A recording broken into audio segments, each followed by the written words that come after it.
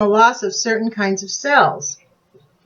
Part of the sickness comes from the ulceration along the gastrointestinal tract, and part of it from the loss of blood elements, white cells, platelets, and red cells.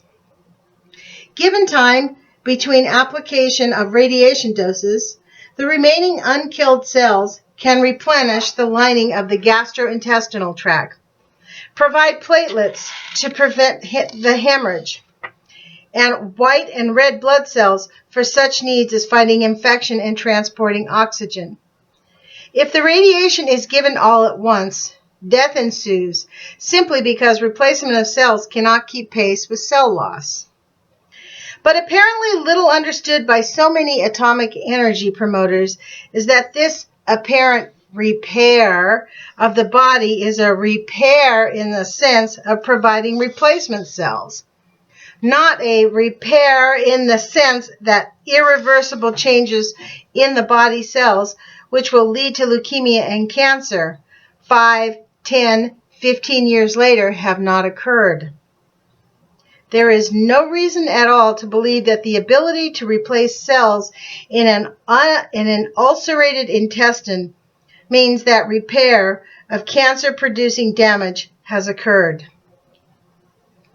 So when atomic energy promoters point to the fact that slow delivery or divided delivery of radiation protects against acute radiation sickness, they should understand that this has absolutely nothing to do with late appearing effects such as leukemia and cancer. Nothing at all. But hope for such a delightful phenomena quickly overtakes scientific reasoning, and the hope is quickly translated into, quote, evidence, unquote.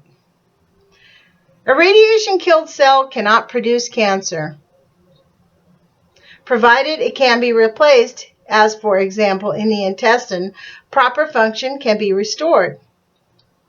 But the very cell which provides the replacement can itself be mortally injured, in the sense that it can become a precursor of the fatal cancer 5, 10, 15, 20 years later. And this is what the real concern about radiation is all about, not acute radiation sickness. Evidence must replace mere hope. It is known that broken chromosomes can undergo mending. Further, it is known that certain damage to the hereditary material, known as DNA, can be repaired, at least partially.